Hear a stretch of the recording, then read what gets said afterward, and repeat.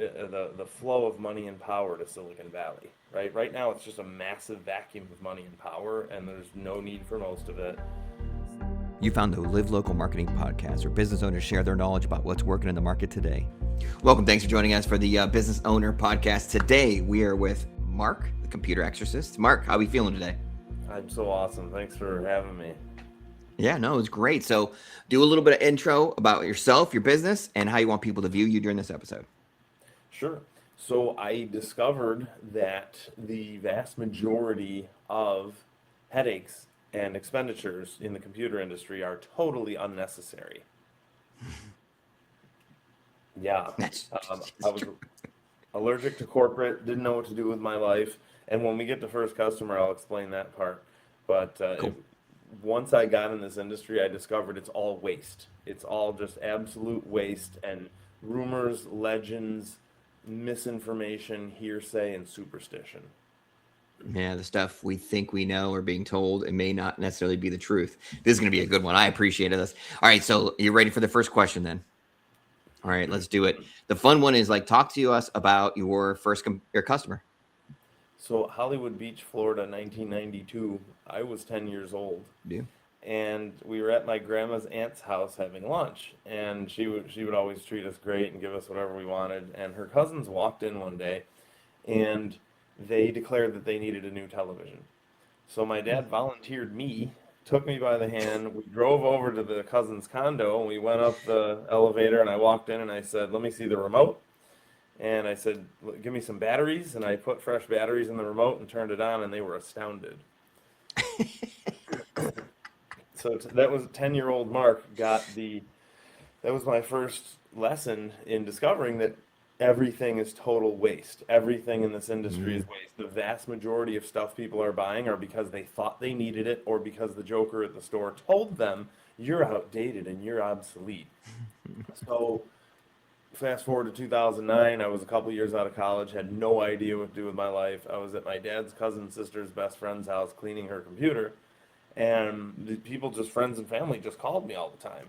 And I happened to bring my girlfriend at the time. She just happened to accompany me, and afterwards she observed, "Hey, Mark, you're good at doing this and explaining it to people in plain English." And she said, "Why don't you do this for a living?" I said, "I don't want to do this for a living." And she said, "While you're broke, you might as well." And that's when I printed out business cards the next day. I've been here ever since. And like I said, I had a hunch people were being ripped off, but I had no idea how crazy it was until I started going to homes every day, going to people's houses, and, "Oh yeah, my computer was a year old. The guy at the store told me I was outdated, and shame on you, and I need to buy a new one." That's crazy. The amount of time and money and effort and psychology that the marketing companies put into it really puts us at a huge disadvantage because they know how our mind works and we don't. We don't pay attention to those things. It's one thing to sell something to people who need it, right? Hey, I Yeah. have small market penetration. I want to get this out to everyone who needs it. But it's a whole other animal when you're selling stuff to people who already have a perfectly good computer. Yeah. Yeah. Non-HP computers last 15 years, 10 to 15 years, no problem. So Yeah. this main machine here, this is my primary machine. How old is it? I cheat code. I do know the answer. I think you said 1994. 2012. 2012. I Yeah. was a little bit off. But So it's so funny. 14. I had the cheat code, but I still got it wrong. It's still I 14-year-old still machine. messed it up. You bring this to the store, and the Joker will just laugh at you and say, "Shame on you! Yeah. It's more than a year old. What are you doing?" And again, that's okay for a little bit, but now we're throwing away. I think last year we threw away 1.3 kilotons of e-waste. That's a lot. I That's estimate insane. in the next 2 to 3 years, this entire planet will be a rotating ball of broken HP printers. All right, so you have your mission, you know what you're doing, you have an audience for it, and we all need your services. How do you set up goals for yourself? Do you do it at the beginning of the year and set up some goals? I want to reach this many people. Do you do quarterly? Do you do what does it look like for you? A quick break before we get to that next answer, because I know that answer is going to be brilliant, which is why I chose this moment to interrupt. If you love what you're seeing and you want to run your business off of warm marketing referrals, visit our website, livelocalwarmmarketing.com. It's got valuable resources, office hours, memberships, the book, an array of resources to help you get rid of cold calls, cold leads, door knocking, and run a business you can be proud of through referrals and warm marketing. Now, back to the show. So I'm good at technology, but I'm actually terrible at business, and I'm terrible at forward thinking because I'm just so Yeah. overwhelmed by the immediate needs. Yeah. I took an assessment test, and they said I'd be a good fireman because I know how to make fast decisions, but I'm terrible at long term. So Yeah. for 17 years, I helped individuals, two, three, four people a day, and realized that two, three, four people a day, I'll never get to 6 billion people. I got to figure something out. Yeah. So my goal is to figure out this year really how to do more to get the word out there, just to not necessarily do a full comprehensive service on everyone's computer in the world, but just to enlighten people on the fact that, hey, you know what? You don't need a new computer every 1, 2, 3 years. You're good for 10, 15 years as long as you do certain things. So what does that look like for you then? Do you have to start getting a hold of, like, do you need like to set up a training, like an academy, or what are you thinking? Where's your mind go? Yeah, trying to Yeah. figure out how to get the word out there. There's billions of young people sitting in their parents' basement or working in Yeah. some cubicle, some chicken coop, and just saying, "Wow, my life is terrible. What do I do?"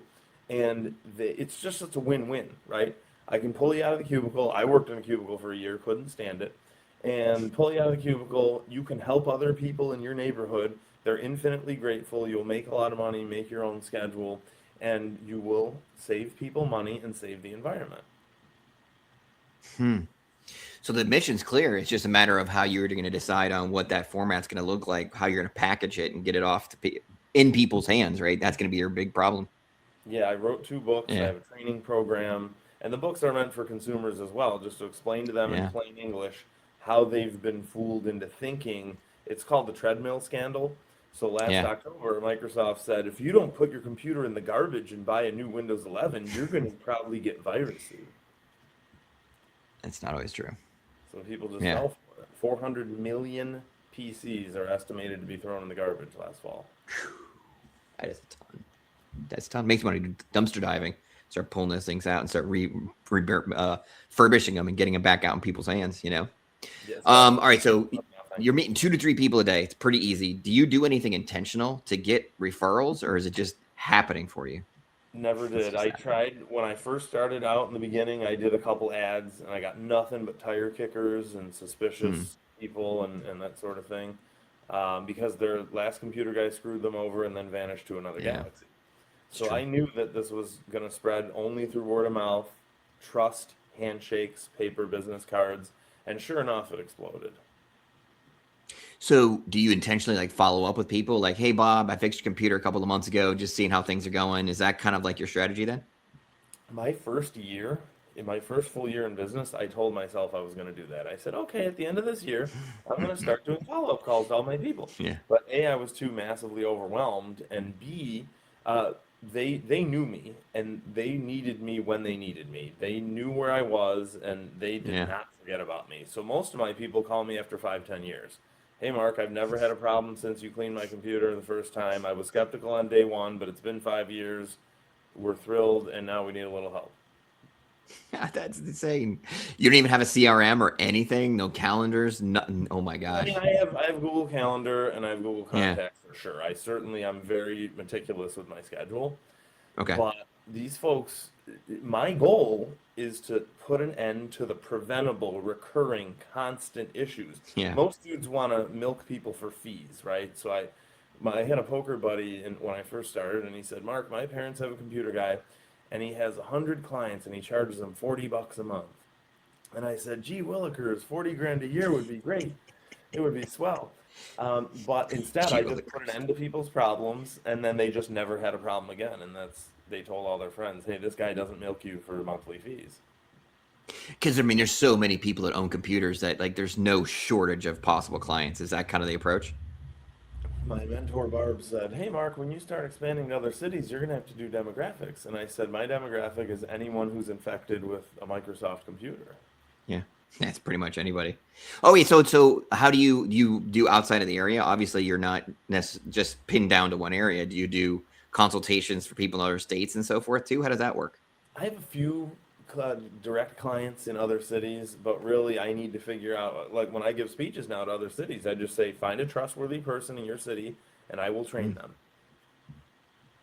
Okay. All right. That makes sense.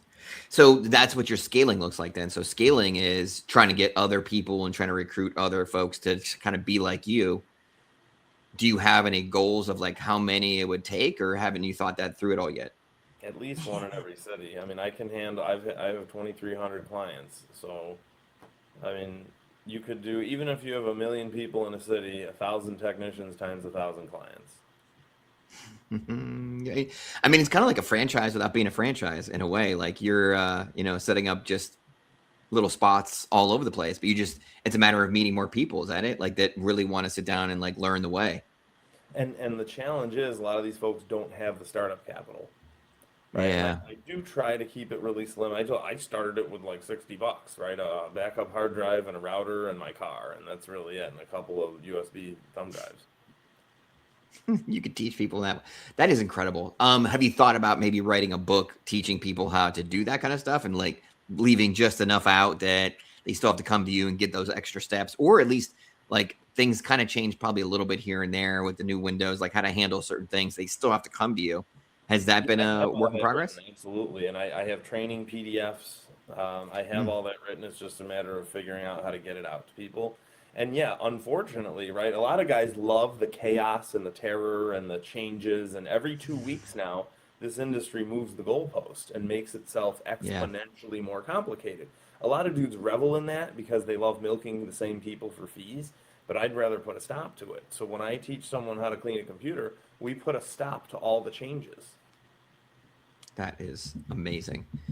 So you said PDFs. I do believe we had a conversation one time where you have the PDFs, then they're accessible on a website somewhere. So my books are available as PDFs on my Got it. site, or you can get Got them in it. paperback. And then the training manuals are just PDFs, and you can get them on the site. Throw your site out there. Let's go. Shameless plug. Yeah, thecomputerexorcist.com or becomeanexorcist.com.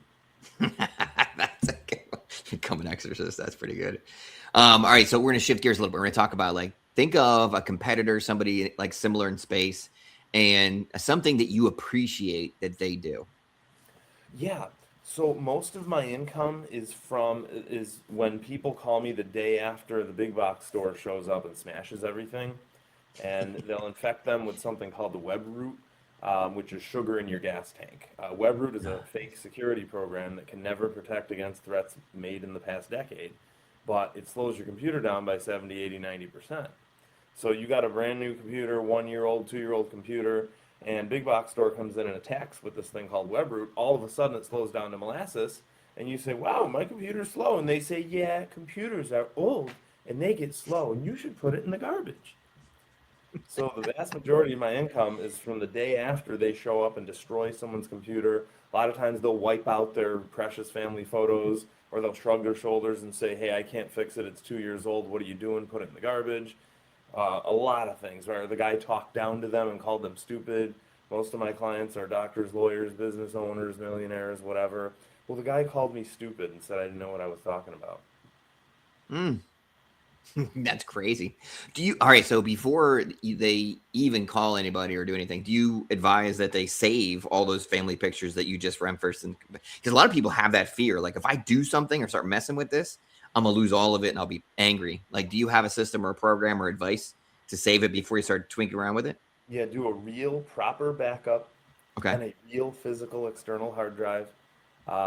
Seagate and Toshiba are my favorites. Western Okay. Digital, I don't like their ethics. But yeah, real proper external backup drive. It's physically yours. You duplicate your stuff.